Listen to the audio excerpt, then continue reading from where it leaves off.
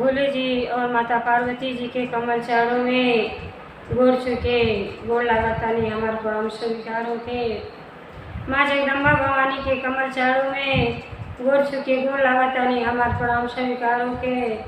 सब देवी देवता के कमल चरणों में गोड़ छुके गोड़ लागतानी हमार प्रणाम स्वीकार होके। नीलम दीदी हरेंद्र भैया के कमल चरणों में गोड़ छुके गोड़ लागतानी हमार प्रणाम स्वीकार होके। सब देवी देवता के कमल चरणों में गोड़ छुके गोड़ लागतानी हमार प्रणाम स्वीकार होके। सब गुरु भाई बहना के कमल चरणों में गोड़ छुके गोड़ लागतानी हमार प्रणाम स्वीकार होके। आशीर्वाद के चाहना बा तो देखिए हम आप लोगन के बहुते सुंदर भोले जी और माता पार्वती जी के चर्चा एक कहानी के माध्यम से सुनाए जाता नहीं। ये चर्चा के आप लोग ध्यान पूर्वक सुनो।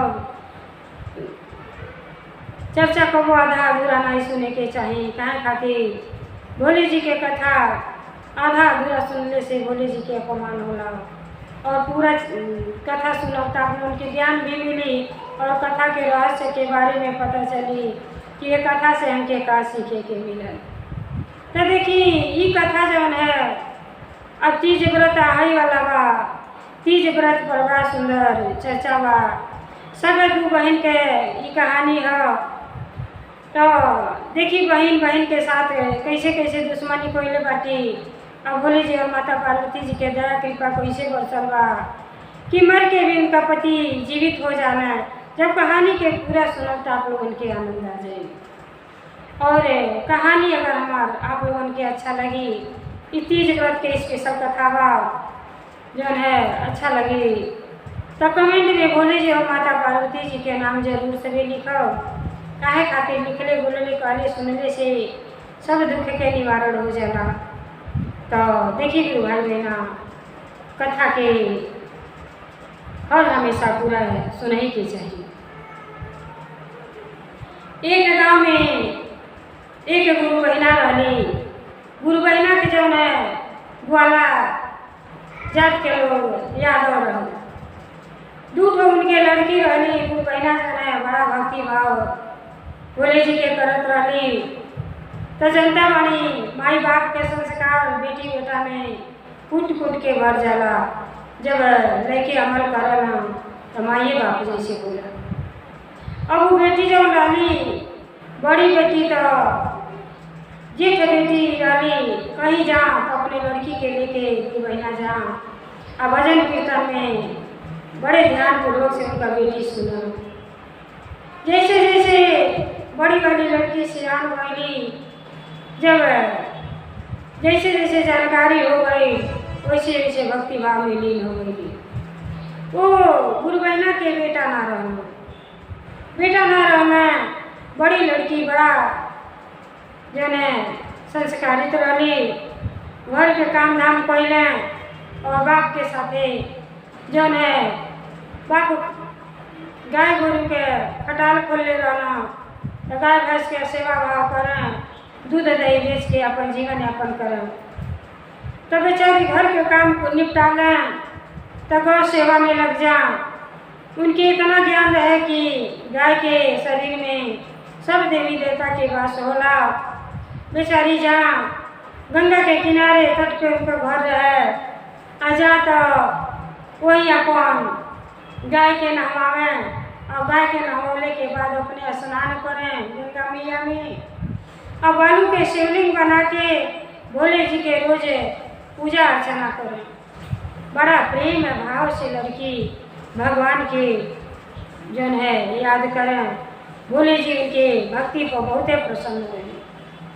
लेकिन कभी कभी छोटी बहन जो रहे उनके भक्ति भाव से कोनो मतलब ना रहे। उनका स्वभाव कुछ अलग रहे। जब बड़ी बहन शिवलिंग बना के भोले जी के पूजा पाठ करें तो इस से जाके लाते से मार के बिगाड़ दें। फिर बेचारी अपन प्रेम भाव से बनावें और भगवान के भक्ति भाव करना शुरू करें। ऐसे करत करत देखी कहे सो कि जब कर्म को के आयल पानी वही के भोगी के पड़ेला। अब वो लड़की जब सियान हो गई उनका पिता लगाए विवाह शादी खोजत एक ग्वाला के घर गई। अब वो जान ना बोल ठीक ठीक ठाक बाहर से लोकल कि उ लड़का स्वस्थ रहेला। लड़का के उम्र 16 साल के रहेला, अभी कुल पता ना रहा, लेकिन वो अपने बड़ी बेटी के विवाह कर दिया। जब विवाह कर दिया ना, तो जब अपने ससुराल में गईली तो बहुत संस्कारित रही, अपने बड़ों के सम्मान, सेवा भाव, नियमित रूप से पूजा पाठ सब कुछ करे। जब बेचारी 2-4 दिन बीतल तो कहली अपने सास से कि हम बराबर भक्ति भाव करेला भगवान शंकर जी के, तो हम शिवलिंग बना के पूजा पाठ करेला। सास कहली कि ये त्योहार नहीं करना हो, यहाँ भक्ति भाव घर ही में रहे के पड़ी, जैसे मन करे वैसे करो, बाहर तो के ना निकले करे। बेचारी मन क्रम वचन से भोले जी के भक्ति भाव घर ही में करे लगली। लेकिन जब तीज के व्रत आई, पति उनकर हर हमेशा अस्वस्थ रहे, बीमार हर हमेशा रहे। अब बेचारी बड़ा चिंतित रहे, भगवान से हर हमेशा दया मांगे कि हे पिताजी, सच्चे दिल से अगर आपके भक्ति कैले बानी तो हमें सुहाग के अमर कह दी और हमारे पति के स्वस्थ कह दी। एक हम आपसे कुछ और ना मांगत हमें, यह मन में ध्यान धरें और भगवान के भक्ति भाव प्रेम पूर्वक से करें।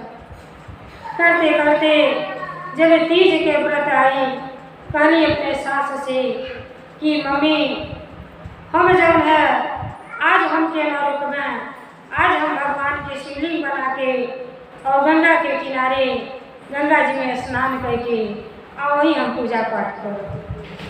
कहली कि ठीक बा, आज तीज के व्रत निराजल भूखल बारू, आज कैसे के हम मना करी, ठीक बा, अगर जाए चाह करू तो आज कोनो बात ना बचल जा। अब बेचारी गईली, अब गईली गंगा जी में नहैली, और नहैले के बाद भोले जी के शिवलिंग खूब सुंदर बालू के बना के अब बेचारी वही लगली पूजा पाठ करे। पूजा करत तारी और ध्यान में मग्न बाड़ी भगवान भोले जी के, अपने गुरु जी के, कि गुरु जी तो सबकर बिगड़ी बनाए वाला है, देव के देव महादेव में जब शक्ति बा वो केहू ना कह पाई, सबकर बिगड़ी बनाए वाला तो परम पिता परमेश्वर ही जी बा। तीज के व्रत उनके ज्ञान रहल, जब भजन कीर्तन सत्संग से हम जुटेली तो हमें कुछ न कुछ ज्ञान के प्राप्ति होबे करेला। वो अपन नैहर में जब है शिव चर्चा में जात रही और चर्चा में भजन कीर्तन सुनले रही, चर्चा बड़े प्रेम भाव से सुने, तो उनके ज्ञान रहल कि तीज के व्रत जब है माता पार्वती जी भगवान भोले जी के पावे खातिर 12 वर्ष तपस्या कैले रहनी, अन्न जल सब त्याग देले रहनी, धूप जौन है ठंडी गर्मी बरसात सब सही के 12 वर्ष तपस्या कैली, तब भोले जी प्रसन्न होके और जौन है गौरा मैया से विवाह कैली। तो यही खातिर सब सुहागी महिला अपने पति के लंबी आयु करती तीज के व्रत करेगी। अब बेचारी ध्यान धैले बाड़ी कि हम मन क्रम वचन से अपने पति के लंबी आयु करते आज तीज के व्रत रखले बानी। हे महादेव, उनके आशीर्वाद दी कि हमारे पति स्वस्थ रहे, सही हो जाए। अब बेचारी घर के सारा काम काज निपटा के तीसरे पहर गईली, गंगा मैया में नहैली और नहैले के बाद शिवलिंग बना के एक पाँव पर खड़ा होकर लगली तपस्या करे। करते करते उनके समय के पता ना चलल कि का समय हो गई। बेचारी के 10-11 बज गई, रात हो गई। पति चिंता में पड़ गई कि हमार पत्नी गईली अली ना। अब बेचारा गईला तो देखा था ना कि गंगा के घाट पर उनकर पत्नी अकेले एक पाँव पर खड़ा होके भगवान के जाप ओम नमः शिवाय ओम नमः शिवाय करत रही। जब देखा ना तो वो जाके वही हाथ जोड़ के खड़ा हो गई और देखा था ना कि तो साक्षात हमार अर्धांगी नहीं, तो हमारे घर में लक्ष्मी के वास बा, हमार पत्नी हमरे खातिर का कुछ ना करत रही।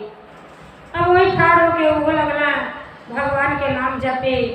देख के तो बहुत कुछ आदमी सीख जाला। अब बुढ़ापा तक आदमी सीखेला, जब भी आदमी के ज्ञान हो जाता तभी सुधर जाए के चाहिए।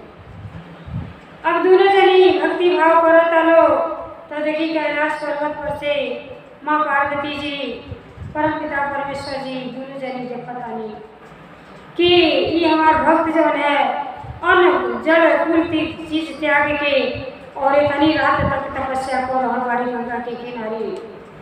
और तब माता जी बोली जी से कहतानी ये स्वामी आपके भक्त ये इतना परम भक्त बाड़ी जब से होश संभल ली तब से आपके भक्ति में लीन रहेगी। तो आज ये विचारी तीज के व्रत रखने बाड़ी तो आज इनके सुहाग के वरदान दी, इनके पति के लंबी आई करी, न तो आप पर से विश्वास भक्तन के उठ जाई, केहू ना आप पर विश्वास करी। तो माई के दिल तो बहुते बड़ा होला, सागर भी कम पड़ जाई। माई बहुत दयालु होली, माई के जरूरत तो केहू ले ही ना पाई। अब माता जी के बात जब भोले जी सुनली तब उन्हों के जौन है मन में जौन आँख में आंसू आ गई कि सही कहत रही। अब दोनों जनी विलम्ब न करते हुए घाट पर पहुँची अली।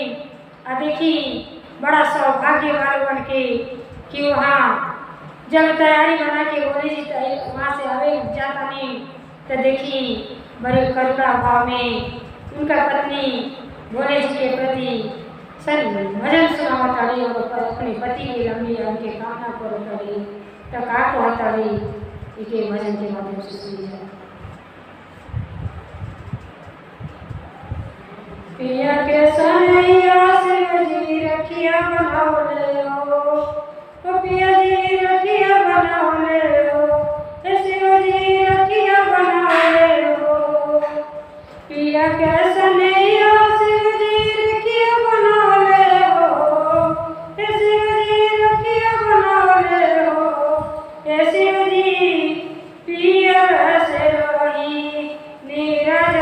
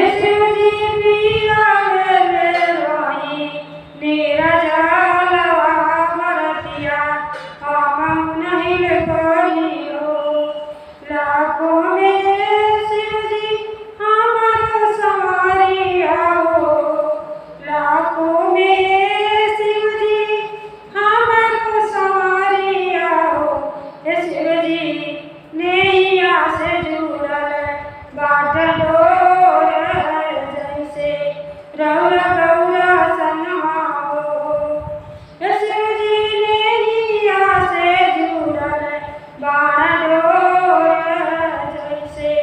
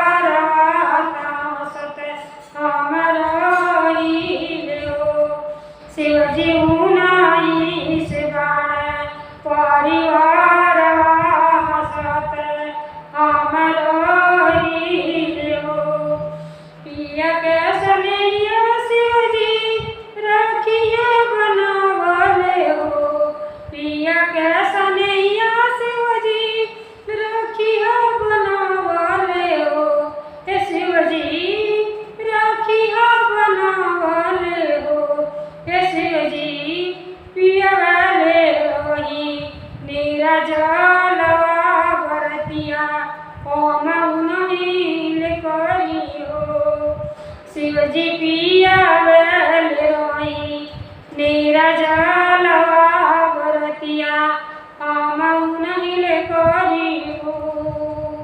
तो देखी आँख में आंसू भरले बाटे और अपने परम पिता परमेश्वर और माता पार्वती जी से गुहार लगा रहल बड़ी कि जौन भी जौन कुछ भी बा उसे तो पिएले बा। अगर जब पत्नी के जौन है पति श्रृंगार हो रहा पति अगर ना माने तो पत्नी के जीवन सब व्यर्थ है।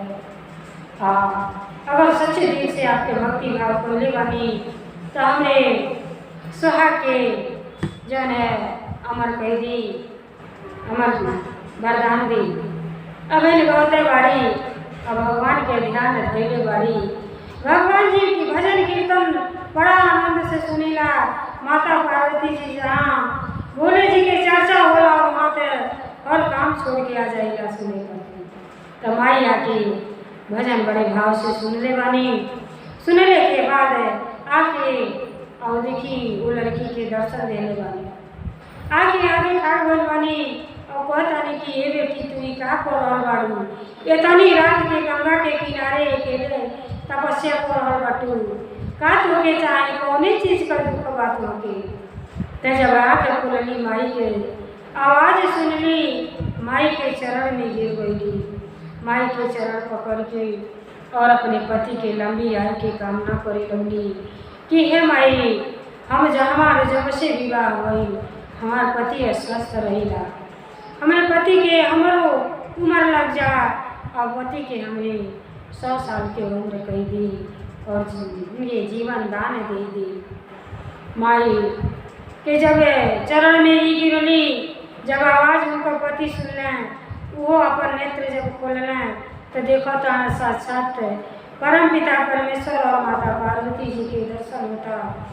अब बेचारा जल्दी से भोले जी के शरण में गिर गए कि हे महादेव अगर जौन हमारे पूरे जन्म में पाप भइल बा वो पाप के हमें जौन है बहुत भोग भोग चकनी और हमें जीवन दान दे दे हे प्रभु हमके आशीर्वाद दे हे पिताजी। पत्नी के चलते पति के भी भगवान के दर्शन हो रहा बा। हर हर महादेव हर हर महादेव।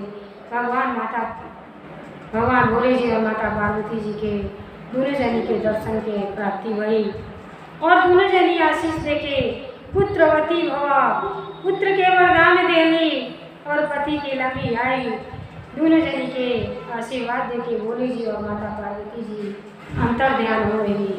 वहीं मानो उनका सारा दुख दूर हो गई उनके पति के तो भक्ति में देखी कितनी शक्ति बा अच्छा हो गया बेचारा और अपने पत्नी के लेके घरे होना और जब उनका माता पिता लोग देखल और सारा बात ही बतौला तो जो यादव जी उनका ससुर रहना बहुत खुश भैया कि हमारे घर में बहू ना लक्ष्मी जी के आगमन भइल बा। ऐसे संस्कारित पंचित बहू के पावत हुई बहुते सम्मान देवे लागल लोग दुनजनी बेटी से ज़्यादा प्रेम बहू से करे लागल लोग। घर खुशियाँ से भर गई और पति के जौन है अपन स्वस्थ हो गए हैं काम धाम में अपने बाप के हाथ बटावे लगल। तो देखी अब यादव जी के मन में विचार आई कि हमारे दूठो बेटा बने हमारे बहू जौन बाड़ी दू बहन बाटी भाई तो बटले नहीं तो कहीं ना दोनों बहन के भी आए के घर में हो जाए। अब वो क्या कहना अपने छोटा बेटा के रिश्ता के बात चलावे लगना कहना कि हमें जो है छोटा लड़का के भी वही घर में बिया हो जाए इतना अच्छा घर मिल जाए घर संसार बदल जाए घर में खुशियाँ ही खुशियाँ आ जाए। लेकिन कहा जाला कि माई के कोखी और कुहारे के आवा एक ही समान होला सब बच्चे एक समान ना होला। छोटी बहू के तो अंदर प्रेम भाव के कोनो माई नहीं ना रहे पूछो ना जाना करनी भक्ति भाव ईर्ष्या के सिवा कुछ ना रहे। लेकिन यादव जी अपने छोटे बेटा के विवाह वो छोड़ उनके अपने बहू के छोटी बहन के साथ कर दिया। कहने के बाद जब ये ली तो कुछ दिन के बाद भगवान भोले जी और माता पार्वती जी के दया भाव से बड़ी बहू के खूब सुंदर पुत्र के प्राप्ति भई और पुत्र 1 साल के धीरे धीरे हो गई। जब 1 साल के हो गई तो फिर तीज के व्रत आई। जब तीज के व्रत आई तो सासु अति प्रसन्न भैली कि सारा काम हम कैलेगा, हमार बहू दोनों तीज के व्रत करिए और भगवान के भक्ति भाव करिए, घर में खुशी आ जाएगी। आज बड़ा पुत्र के बोले वाली तो बहू के नाते बोले वाली भक्ति में इतना शक्ति बा कि 16 साल के उनके उम्र लेके आई गाना, लेकिन उनके भक्ति के बल पर उनके पुत्र के उम्र बढ़ी गई।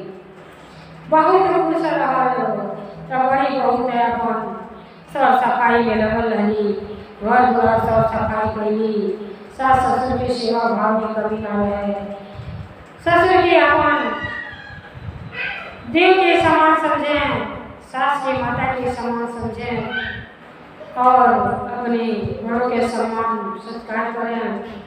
पहले अम्मा और तीज का व्रत आया बाबा, तीज के व्रत आई के पहले जाओ जितना तरीके सफर जाओ उतना होती है। हम तो काल में हाथ बढ़ाए। अब छोटी बहू ये कली की बहू तीज के व्रत आई बा, तीज के व्रत दोनों भाई विधि विधान से अब कोई शादी करने के बाद तीज के व्रत करे के चाहिए। जब माता पार्वती जी तो कुंवारी और भोले जी के पावे करते तीज के व्रत कैले रही और 12 वर्ष तपस्या करी तब भगवान देव के देव महादेव वहाँ के विवाह हुए। तो ऐसे सब स्त्री जैसे विवाह हो वैसे तीज के व्रत करेगा सब। अब भगवान जब सुनली तो उनके मन पर लेक्चर लगे, जैसे भैंस के आगे बीन बजावे अब भैंस को पहुँचावे कोनो मतलब ना रह जाला। बाप ने श्रेष्ठ के बात एगो क्यों ना सुनना चाहता तो के समझाने की कोशिश ना करे के चाहिए। जब ज्ञान हुई तो पछतावा के सिवा आदमी के पास कुछ ना रह जाला। देख के तो बहुत कुछ सीखे के मिलेगा, लेकिन जब अनुभव आदमी करी तो बहुत कुछ सीखेगी। अब वो के अच्छा ना लगे ये सब बात पहले के दिन भर जो है महीना खाने चले के वही हम डांस करके पूरा त्योहार करी ना हमारे वर्ष के तीज त्योहार कुछ और नहीं थे हम ना कर सास आश्चर्य में पड़ गई। एक कोख से दोनों बहन, एक बहन कितनी अच्छी संस्कारी और एक बहन के अंदर तनिको प्रेम भाव नहीं थे, लेकिन जबरदस्ती के होके पूजा पाठ क्यों ना करा सकेला। ये तो अपने खातिर हम करतानी जौन भी करतानी मनुष्य के शरीर फिर बार बार न मिली। ये मनुष्य का शरीर 84 लाख जोनी के बाद ये मिलल बा। आ जौन चीज कोई चाहिए के कैली और खुश रह के अपने जीवन के बिता ली। ना जाने फिर शरीर या मिली या ना मिली ये केहू ना जानता। आज बोला तनी बिहान बोले पाई कि ना बोले पाई ये केहू ना जानता, लेकिन उनके कुछ अच्छा नहीं खेला। कहली सब कि हम ना रह पाई ये हमसे ही कुल ना सके। तो देखी अगर आप ना करतनी तो दूसरे के कम से कम सहयोग करे के चाहिए। बड़ी बहन भूखा लड़ी छोट लड़का रहना उनके का मालूम पड़ा कि बहन उनसे इच्छा करेगी भक्ति भाव से। अब वो कहली कि अम्मा जी बोई तो हमार जानकारी देना ये तो तीज के व्रत ना रही है, लेकिन हम तो खिस्सा कहानी और पूजा पाठ करे जरूरी करो। सास कहली ठीक बा जा बहू। तो कहली कि ये बहनी तू ना जेबू तो का जाना तारी कि छोड़ अपन बहन हमारे साथ इतना भारी बात करे वाली बड़ी कहली कि हमारा छोट बालक हमारा तन देखल करियो आकाश से आगे के जाए तो नहीं हमरा लगल नहीं तो भक्ति भाव कुछ और ना हो पाई। कहली कि बचाओ कहीं मानी सरे देख लिया जाए। मन में सोचे तारी कि ऐसा अच्छा मौका ना मिली और कहीं बड़ी भक्ति भाव करी आ देखी इनके भक्ति में कितना शक्ति बा तो केहू के चाहिए जना देने के चाहिए। भक्ति में तो अपार शक्ति है। जब सब चीजें से मनई थकी हारी जाला तो भगवान के शरण में जाला और भगवान जी हर मनोकामना पूरी करेगा। अब वो बेचारी का पूजा करे चल गई, किस्सा कहानी सुने चल गई। और छोटी बहन का कहली जौन अपने सास के कबे गिलास पानी ना दे रही तो देखी औरत के नाम पर एक औरत कलम पड़ी कि अपने बड़ों के सम्मान न जगह करे आवे उस मनुष्य के शरीर बेकार बा कि ऐसे तो बहुत कुछ मिलेला। अगर हम केहू के खुश बताई ओकरे पीछे हम के खुशी मिलेला। आई खुश रहे के सिखाई के चाहिए। अब वो का कहली कि ऐसे अच्छा तो मौका बदले नहीं है। अब सोचली कि सास जागत रहिया तब तो हम अपने मकसद में कामयाब ना हो गए। अब का कहली कटोरिया में तेल लेनी एक रुपया आ देखी अब का करे जाता रही वहाँ ज्यादा की मेहरारू के ना किलो रहे तो महिला खा तो सब मेहरारू है माँ बाड़ी से करे ज्ञान नहीं बा ते अपने ये शरीर के व्यर्थ होके नरकों में ठिकाना मिलने वाला काम करता। अरे झूठ सच्चाई का बोलना बोले चाहिए, सब भगवान के रजिस्टर में दर्ज हो जाना, अपने तरफ से कबू गलती ना करनी चाहिए। अब वो तेल लेनी और सास के रसे रसे पैर दबावे लगली और मने मने सोचे तड़ी कि कब ही सूती जा। अब हाथ पर कल की अगर जोर पकड़ कर ले आई तेल लगा दी। अरे हम तो भूखा नहीं घरे ही बानी दीदी आज ना बड़ी काज वहीं पड़ी जीवन में छुए ना रही। एक दिन जाके सास के जब तेल रखली तो सास के निद्रा आ गई। निद्रा आ गई बेचारी सूती गई। कुछ रानी उनका सास के नींद आ गई सूत गई।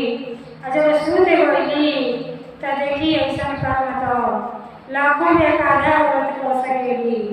वो बहन अपनी बहन के कैसे अत्याचार पड़ी और बाकी उठौली और कपति घर में सुतल आना छोटा बच्चा भी सूत गया। दोनों जनी घर में सुतल वालो आजा के बाकी से दोनों जनी के सर अलग कर देताड़ी, दोनों जनी के हत्या कर देताड़ी कि देखी के भक्ति में कितना शक्ति बा। पति के व्रत करल गइल बाड़ी पुत्र के लंबी आयु करती और देखी पति के आयु कैसे लंबी हो जाला। तो देखी ईर्ष्या जो है और गुस्सा जो है अपने ही के नुकसान करेगा। कभी भी सोची हम केहू के एक अंगुली दिखाने की कोशिश करेगा तो जो है 4 अंगुली अलग नहीं हो इशारा करेगा कि केहू के साथ ऐसा गलत व्यवहार ना करनी चाहिए। अगला अगर गलत करेगा तो इतना छूट देगी इतना गलत करे कि वो खुद दलदल में धंस जाए ओके फिर उठाई के शक्ति ना रह जाए। गलती तो भगवान एक देखिए कृष्ण भगवान एकलव्य के 100 गलती माफ कर ले रही कि प्राण उनका बच जाए अब छुपा जाए लेकिन वही कोई नहीं। जब उनके जीवन के भीख मांगे उनका माई बुआ रही कृष्ण भगवान से जब भीख मांगे जीवन दान मांगली तो कृष्ण भगवान स्वयं कहली कि सब गलती इनका माफ करो लेकिन जे कर जौने विधि कभी काल के होते ना छोड़ेगा। जब 101 गलती को पहुंचना तो कृष्ण भगवान अपने चक्र सुदर्शन से उनके धर अलग कर दे उनका मृत्यु हो गई। तो गलती ना करे के चाहिए, गलती के सुधार करे के चाहिए। जैसे दोनों जन के सर अलग पड़ी दोनों जन के प्राण पखेरु उड़ गई चिड़ैया बन के और जैसे घर में से आके अब बाहर से सिटकनी दे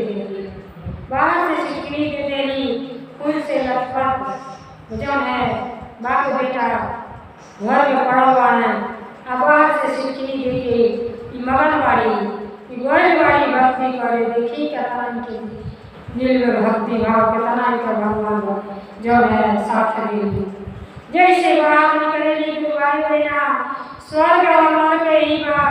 हम केहू के अगर पूरा खोला जाए तो हमरे प्रति खाई सब भगवान को देला जैसे बाहर निकली शरीर के अंग काम बड़ी बंद हो गया हाथ मेरा कम हो गई और बाहर सारा भी उठल बड़ी उठले के कोशिश कर तारी लेकिन उठ ना पाओ तारी भगवान जी देखिए भक्ति में जे जाला तो कि पूरा में उठौले से पहले बार बार गिरावेली जे सफल हो जाला वो भक्ति के मार्ग अपना लेला और शिव धाम पहुँच जाला। अब उनका अलग है उनके चेत करता नहीं कि अवश्य समझ जा ऐसा करते ना करो मनुष्य के जीवन पाके तो के नरक में भी ठिकाना लगी ये जीवन तो व्यर्थ जाए अगला जन्म लेगी सोचो कितना लेकिन मनुष्य के जीवन कबो ना मिली।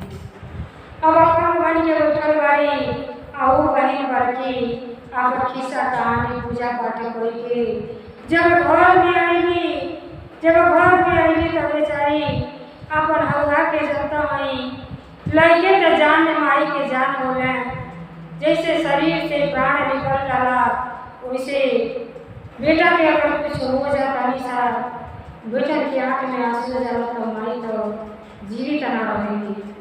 अब वो माई तक पहले भूख प्यास कुछ ना लगे तो पहले अपने बालक की पूजा करी कि ये बहनी हमारे बाबू कहाँ बाना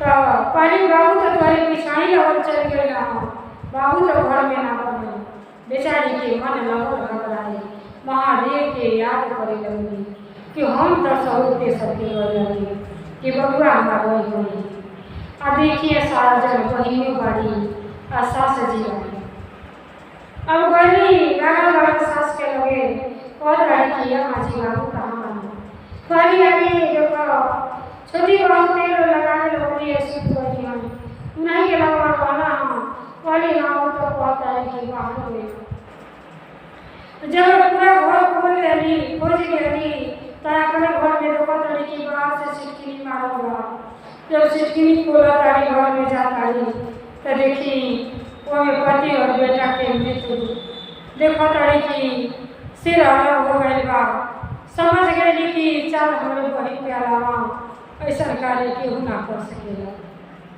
का खाती हमरे भक्ति भाव से इससे हमारे बहन से सास के लगे गई और कहली कि अम्मा देखी इनका काम देखी कि अपने तो भक्ति भाव करबे ना करी और हमारे लड़का और पति के साथ ही क्या करी बाटी और का करी वही ध्यान लगा के गुरु जी के ध्यान लगा लेली माता पार्वती जी के ध्यान लगा के और बैठ गईली और कहत है कि हे महादेव अगर सच्चे दिल से तीज के व्रत हम करले बानी तो हमरे पति के फिर एक बार जीवन दान दे दी पुत्र के हमरे जीवित कर दी और कुछ के चाहना बा नहीं तो अन्यथा हमरे जीवन के खत्म कर दी हमरो प्राण हरनी अब हम जी के का करब भगवान के शरण में बार बार जाके अचरा पसार के दया के भीख मांगतड़ी कि हे महादेव हमरे पति के जौन है जीवन दान दे दी पुत्र के जीवन दान दे दी अगर हमरे भक्ति में तनिको खोट नहीं खेतो ऐसा ना करना तो आप से सबके विश्वास उठ जाई। आज हम मन क्रम वचन से तीज के व्रत रखने वाले जैसे पुकार पहली वैसे देखी महादेव के शक्ति से दोनों जनी के जन है सिर जो अलग रहल वो तुरंत जुट गई और स्वयं उठ के बैठ गए लोग तो हर हर महादेव घर घर महादेव महादेव में बहुत कुछ शक्ति बाबी महादेव के जे गुरु बना ले वो कहीं अपने जीवन के धर्म बना ले पूछो आपके साथे ना जाई धन दौलत बाल बच्चे पति मुँह माया के ये सब बाजारी बा जो है ये जिए खाए के एक संसार बा लेकिन ये संसार में आके भी अपने जीवन के जो है धन्य बनाए भक्ति भाव में हो जाए भगवान के गुरु बनाए और गुरु के आज्ञा के पालन करी। और दोनों जनी उठ के जब बैठ गई ना तो कहता ना कि अरे तू कब आई हो कहीं आप बता तू का बात हो तो बेचारी आँखें खोलली तो खुशी के ठिकाना ना रहल कहे खातिर कि उनके पति के जीवन वापस आ गई। सास ससुर सब केहू आ गई और सब केहू भगवान के लगल भक्ति भाव करे कि भगवान भोले जी में इतना शक्ति बा कि देखो मर के भी बालक और बाप दोनों जनी जीवित हो गई ना। उनका पति बेटा दोनों जनी उठ के बैठ गई ना। जब उठ के बैठ गई ना तो देखी पछतावा के सिवा आदमी के कुछ ना रह जाला। गलती पर गलती आदमी करत जाला, लेकिन लास्ट में जब पता चलेला कि हमारे ससुरी ससुरा में हमारे बहनिया बहनिया में गलती नहीं है, तो फिर लाख कोशिश दिल जीतले करी, विश्वास केहू के ना पड़ेला। तो विश्वास केहू के ना तोड़े के चाहिए।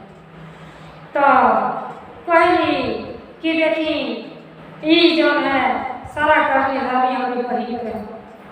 तो सास कहली कि ऐसा नहीं पड़े, बहू के घर में कौन जबाना पर घर में से निकाल दो, और घर में से ही निकल जा अपने मायके में रही।